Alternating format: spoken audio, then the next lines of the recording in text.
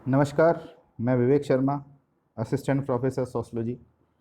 आप सभी का एक बार फिर से स्वागत करता हूं समाजशास्त्र के इस यूट्यूब चैनल पर। आज हम समाजशास्त्र की उत्पत्ति पर चर्चा करेंगे। वे कौन सी घटनाएं थी जिन्होंने समाजशास्त्र की उत्पत्ति के लिए पृष्ठभूमि तैयार की, आज हम उस पर चर्चा करेंगे। समाजशास्त्र की उत्पत्ति में सहायक घटनाएं। एक पृथक विज्ञान के रूप में समाजशास्त्र का उदय 19वीं शताब्दी में हुआ था।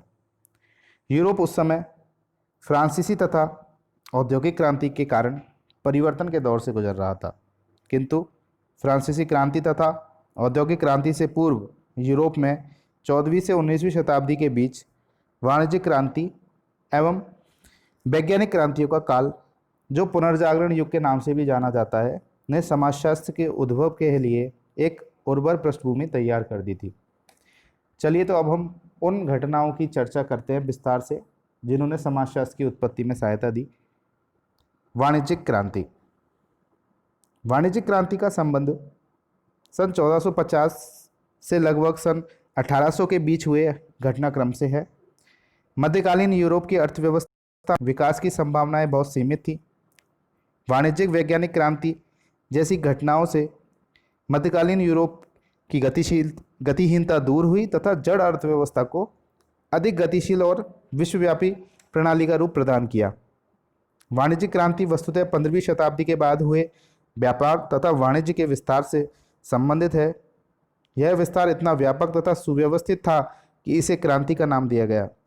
वास्तव में व्यापार व वाणिज्य का जो ये विस्तार था, कुछ यूरोपीय देशों द्वारा अपनी आर्थिक एवं राजनीतिक सत्ता को बढ़ाने और उसे दृढ़ करने के लिए किए गए प्रयासों का परिणाम था। पुर्तगाल, स्पेन, हॉलैंड और इंग्लैंड जैसे देशों द्वारा किए गए प्रयासों से नए देशों की खोज तथा उन पर विजय से भारत, चीन जैसे पूर्वी देशों के साथ यूरोप का व्यापार बढ़ा और उसकी समृद्धि में वृद्धि हुई। यूरोप में इस परिवर्तन से कई सामाजिक आर्थिक परिवर्तन उत्पन्न हुए। इस युग की एक प्रमुख विशेषता मध्यम वर्ग के हाथों में आर्थिक सत्ता का पहुंचना था। 17वीं शताब्दी के अंत तक लगभग सभी यूरोपीय देशों में मध्यम वर्ग प्रभावशाली वर्ग के रूप में उभर चुका था। इनमें व्यापारी, बैंकर, जहाज मालिक, पूंजी निवेशक आदि शामिल थे। इस स्तर पर आर्थिक शक्ति उनकी मुख्य ताकत थी। इस काल में इस नए धनी वर्ग ने राज्य की कृपा हेतु उसको आर्थिक सहयोग दिया, जिससे राजतंत्र मजबूत हुआ, धर्म का प्रभाव कम हुआ और मध्यम वर्ग का उदय हुआ। यह यूरोपीय वर्चस्व की प्रक्रिया की शुरुआत थी, जो कि उपनिवेशवाद के साथ शिखर पर पहुंच गई। इस प्रकार यूरोप को आर्थिक विस्तार के नए क्षेत्र मिल गए और उसका आर्थिक प्रभाव सारे संसार तक फैल गया। व्यापार तथा वाणिज्य में लगातार वृद्धि के कारण नए प्रकार के व्यापार संगठनों की आवश्यकता महसूस होने लगी। 16वीं शताब्दी में नियमित कंपनियां अस्तित्व में आई। 17वीं शताब्दी में संयुक्त पूंजी कंपनियों का उदय हुआ। इस व्यवस्था में पूंजी के शेयर अनेक निवेशकों में बटे रहते थे। इनमें से कुछ कंपनियां चार्टर्ड कंपनियां थीं, जिन्हें सरकार की ओर से किसी विशेष क्षेत्र में व्यापार एकाधिकार की गारंटी मिली हुई थी। बैंकिंग का विकास वाणिज्यिक क्रांति का एक प्रमुख पहलू था। ऋण सुविधाओं का विस्तार किया गया, जिससे व्यापारियों के लिए समूचे यूरोप में व्यापार करना सरल हो गया। सोने और चांदी के सिक्कों के स्थान पर सांकेतिक मुद्रा के रूप में कागज की मुद्रा का चलन हो गया। अब हम चर्चा करेंगे वैज्ञानिक क्रांति पर। पुनर्जागरण काल में यूरोप में वैज्ञानिक क्रांति हुई। इस वैज्ञानिक क्रांति के प्रभाव से न केवल मनुष्य के भौतिक जीवन में परिवर्तन हुआ, बल्कि प्रकृति और समाज के प्रति मनुष्य के विचारों में भी बदलाव आए। मध्यकालीन यूरोप में सामंतवादी व्यवस्था प्रचलित थी। सत्ता और ज्ञान का केंद्र बिंदु धर्म था। शिक्षा मुख्यतः धार्मिक प्रवृत्ति की ही दी जाती थी। धार्मिक रूढ़ियों और विश्वासों को चुनौतियां देना कठिन था। ऐसे वातावरण में धर्म का विरोध करते हुए नए तथा साहसिक विचारों का उभरना असंभव था। इसलिए वैज्ञानिक प्रगति की उपयोगिता केवल उत्पादन की तकनीकों को सुधारने तक ही सीमित रह गई। पुनर्जागरण काल में वैज्ञानिक क्रांति की प्रक्रिया आरंभ हुई। इससे विज्ञान के क्षेत्र में व्याख्या और समालोचना के युग का सूत्रपात हुआ। इससे भौतिकी, रसायन, खगोल, जीव विज्ञान जैसे विज्ञान की शाखाओं का विकास हुआ और इन विज्ञानों के तार्किक आधारों के कारण धार्मिक सत्ता को चुनौती मिली जो कि विश्वास पर आधारित थी। इस प्रकार पुनर्जागरण काल में विज्ञान ने मनुष्य और प्रकृति के प्रति नए दृष्टिकोण को जन्म दिया। प्राकृतिक वस्तु निरीक्षण तथा परीक्षण का विषय बन गई। कोपरनिकस ने सूर्य केंद्रित सिद्धांत देकर उस आधार को ही धराशायी कर दिया जिस पर धर्म आधारित पुराना विश्व खड़ा था और जिसमें पृथ्वी को विश्व का केंद्र माना जाता था। जीव विज्ञान के विकास के साथ ही मृत मानव शरीर की चीरफाड़ से शरीर की रचना और क्रिया को बेहतर ढंग से समझने में सहायता मिली। विलियम हार्वे ने रक्त के प्रवाह की खोज की। इससे कई प्रकार के नए चिंतन को बल मिला। मनुष्य के शरीर को अब एक दूसरे से जुड़े अवयवों और परस्पर संबद्ध प्रणालियों के संदर्भ में देखा जाने लगा। इस नए ज्ञान का काम्टे, स्पेंसर, दुर्खिमा तथा अन्य विद्वानों ने सामाजिक चिंतन पर गहरा प्रभाव पड़ा। ब्रिटिश वैज्ञानिक चार्ल्स डार्विन ने अपनी पुस्तक ओरिजिन ऑफ स्पीसीज में यह सिद्धांत प्रस्तुत किया कि पृथ्वी पर उपलब्ध सीमित साधनों के उपयोग के लिए विभिन्न जीव एक दूसरे से संघर्ष करते रहते हैं और इस संघर्ष में वही जीवित बचता है जो प्रकृति के साथ अनुकूलन कर लेता है। इसलिए सर्वोपयुक्त का जीवित रहना प्राकृतिक नियम है। कुछ जीव ऐसी विशेषताएं विकसित कर लेते हैं जिनके कारण उनका अस्तित्व बना रहता है जबकि अन्य जातियां लुप्त हो जाती हैं।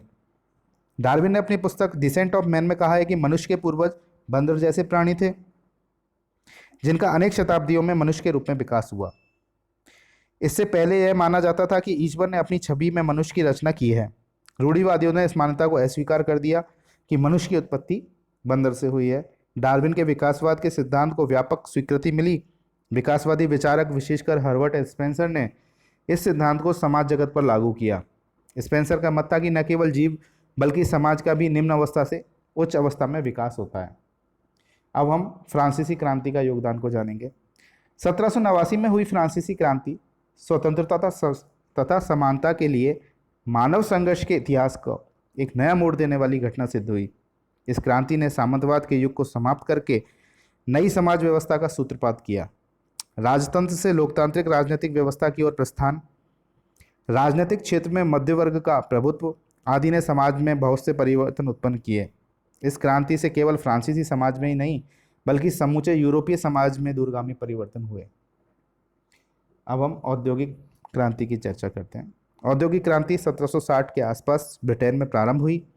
इस क्रांति से सबसे पहले इंग्लैंड के लिए, फिर अन्य यूरोपीय देशों तथा बाद में अन्य महाद्वीपों में भी लोगों के सामाजिक और आर्थिक जीवन में जबरदस्त बदलाव लाया। औद्योगिक क्रांति के दौरान नए औजार तथा नई तकनीकों का विकास हुआ जिससे व्यापक पैमाने पर वस्तुएं तैयार हो सकती थी। 1760 से 1830 के बीच औजारों, तकनीकों और उत्पादन के प्रबंध में कई नए आविष्कार हुए जिनसे उत्पादन की कारखाना प्रणाली अस्तित्व में आई। इन परिवर्तनों से उत्पादन की सामंतवादी प्रणाली के स्थान पर पूंजीवादी प्रणाली विकसित हुई। पूंजीपतियों और उद्योगपतियों का यह नया वर्ग उभरकर सामने आया जिसने औद्योगिक प्रणाली को नियंत्रित किया। समाज की अर्थव्यवस्था में परिवर्तन के फलस्वरूप अनेक सामाजिक परिवर्तन होने लगे। पूंजीवादी प्रणाली के और जटिल बन जाने पर बैंक, बीमा कंपनियां, वित्त निगम आदि का गठन हुआ और इसके परिणाम स्वरूप औद्योगिक श्रमिक, प्रबंधक तथा पूंजीपतियों का एक नया वर्ग सामने आया। औद्योगिक समाज में उत्पादन बढ़ने से जनसंख्या में वृद्धि होने लगी। इससे नगरीकरण में वृद्धि होने लगी। औद्योगिक शहरों में आर्थिक सामाजिक विषमता बहुत अधिक थी। रोज एक ही तरह का काम करने से कारखाने के कारीगरों को अपने काम में संतुष्टि नहीं मिलती थी। मार्क्सवादी व्याख्या के अनुसार कामगार अपने ही श्रम से उत्पादित वस्तुओं में कट गया था। औद्योगिक समाज में शहरी जीवन एकदम अलग तरह का जीवन हो गया था। इस क्रांति के कई महत्वपूर्ण परिवर्तन हुए जिन पर प्रारंभिक समाज विज्ञानियों ने चिंतन किया और बाद में यही समाजशास्त्र की उत्पत्ति के कारण बने। कारखाने में काम करने अपनी आजीविका कमाने वालों का एक नया वर्ग उभरा। सामाजिक दृष्टि से वे उपेक्षित थे किंतु नई औद्योगिक व्यवस्था में उनकी भूमिका अनिवार्य थी। समाजशास्त्रियों ने कहा कि इस वर्ग की निर्धनता स्वाभाविक निर्धनता नहीं बल्कि सामाजिक विपन्नता है। इसलिए 19वीं शताब्दी में श्रमिक वर्ग नैतिक तथा चिंतन दोनों दृष्टियों से महत्वपूर्ण बन गया। औद्योगिक क्रांति के दौरान भूमि पर परंपरागत अधिकार का महत्व समाप्त हो गया तथा धन और पूंजी का महत्व बढ़ गया। नई औद्योगिक प्रणाली में पूंजी निवेश अधिक प्रभावी हो गया। सामंतवादी भूस्वामियों की प्रतिष्ठा बहुत कम होने लगी तथा सत्ता नए पूंजीपतियों के हाथ में आ गई। फ्रांसीसी क्रांति तथा औद्योगिक क्रांति के फलस्वरूप जो नया यूरोप उभर कर सामने आया उसने प्राचीन यूरोप के हर मुख्य पहलू को चुनौती दी। फलस्वरूप वर्गों का पुनर्गठन हुआ, पुराने वर्ग ध्वस्त हो गए तथा नए वर्गों ने जन्म लिया। धर्म को चुनौती दी जाने लगी, धर्म का महत्व पहले से कम हो गया। पारिवारिक निष्ठाओं का स्थान वैचारिक आस्थाओं ने ले लिया। महिलाओं की स्थिति में बदलाव आए। अंततः राजतंत्र की समाप्ति हुई और लोकतंत्र का आगमन हुआ। समाज की सभी मुख्य धारणाएं धर्म, समुदाय, सत्ता, संपत्ति आदि की नई व्याख्याएं होने लगी और उन्हें नए संदर्भ मिलने लगे।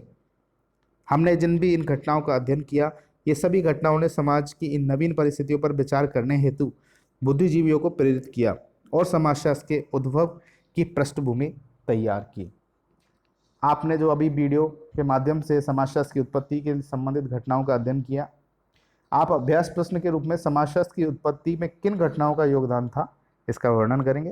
धन्यवाद।